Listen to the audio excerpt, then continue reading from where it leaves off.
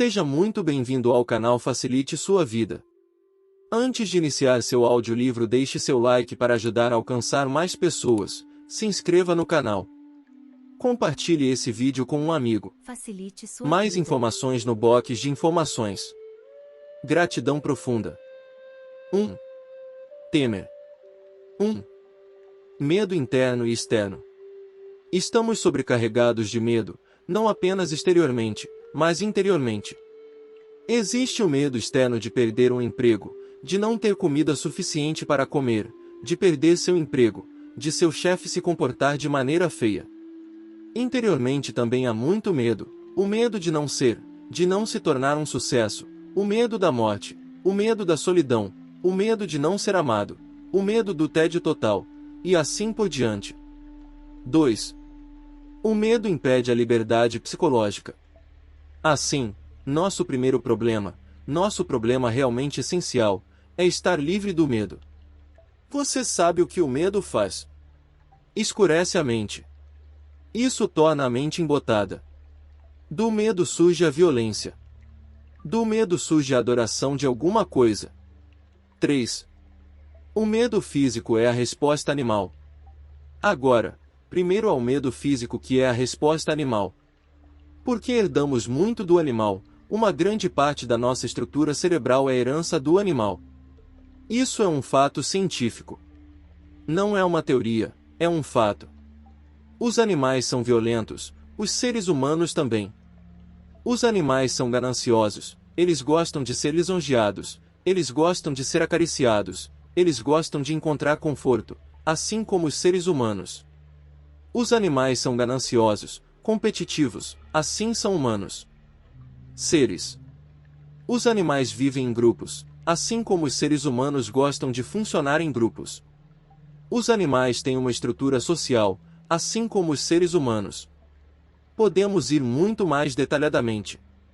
Mas é suficiente ver que há muito em nós que ainda é do animal. 4. Podemos ser livres do condicionamento animal e cultural. E é possível para nós não apenas estarmos livres do animal, mas também ir muito além disso e descobrir, não apenas indagar verbalmente, mas realmente descobrir se a mente pode ir além do condicionamento de uma sociedade, de uma cultura em que é criado. Para descobrir, ou encontrar algo que é totalmente de uma dimensão diferente, deve haver liberdade do medo. 5. O medo físico que protege o corpo é a inteligência. O medo psicológico é nosso problema. Obviamente, a reação de autoproteção não é medo.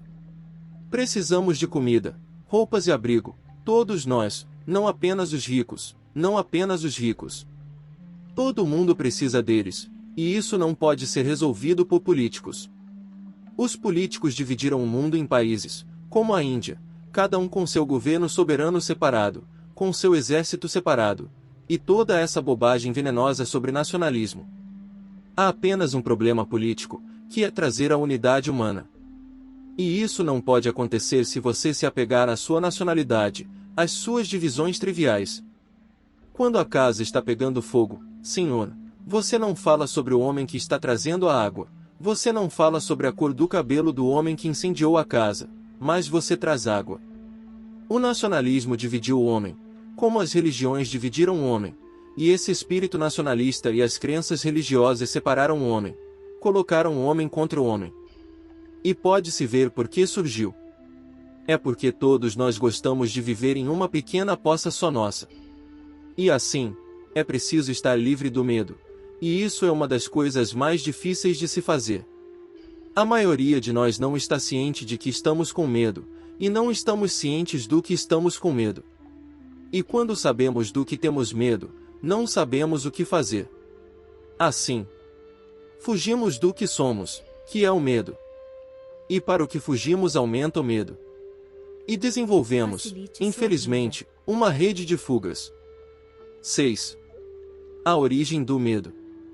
Como surge o medo? Medo do amanhã, medo de perder o emprego, medo da morte, medo de adoecer, medo da dor. O medo implica um processo de pensamento sobre o futuro ou sobre o passado. Tenho medo do amanhã, do que pode acontecer. Tenho medo da morte, ainda está longe, mas tenho medo dele. Agora, o que causa o medo? O medo sempre existe em relação a alguma coisa. Caso contrário, não há medo. Assim, a pessoa tem medo do amanhã ou do que foi ou do que será. O que trouxe medo? Não é pensamento. 7. O pensamento é a origem do medo. Assim, o pensamento gera medo. Penso em perder um emprego ou posso perder um emprego, e o pensamento cria o medo. Assim, o pensamento sempre se projeta no tempo, porque o pensamento é tempo.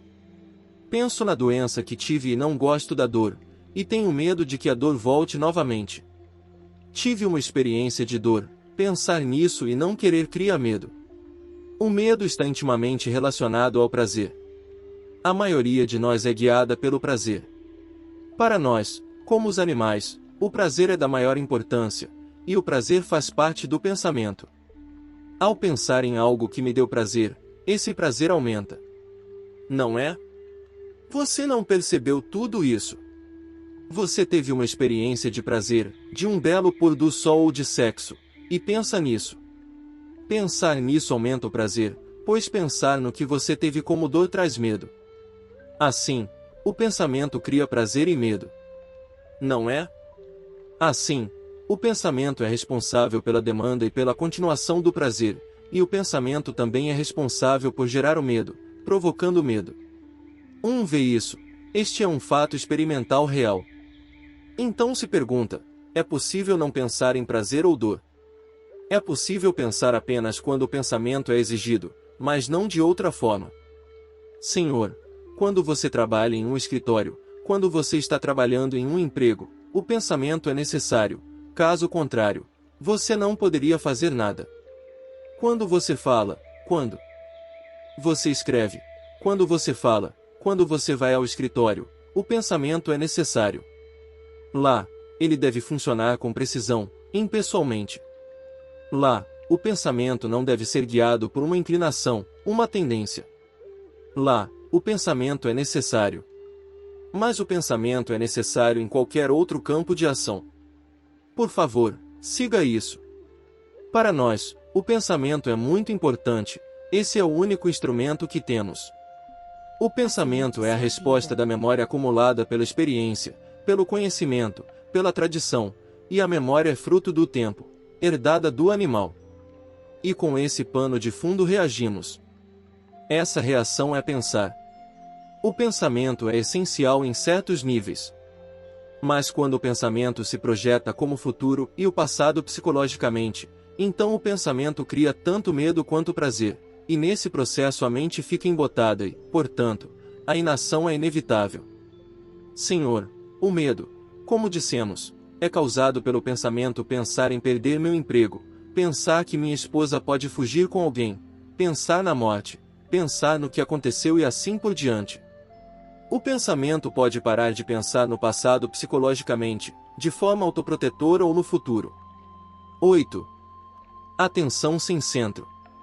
Portanto, a pessoa se pergunta, é possível que o pensamento chegue ao fim para que se viva completamente, plenamente? Você já notou que quando você presta atenção completamente, quando você dá sua atenção completamente a qualquer coisa, não há observador e, portanto, nenhum pensador, não há centro do qual você está observando. 9. A atenção acaba com o medo. Quando você dá essa atenção total e completa, não há observador algum.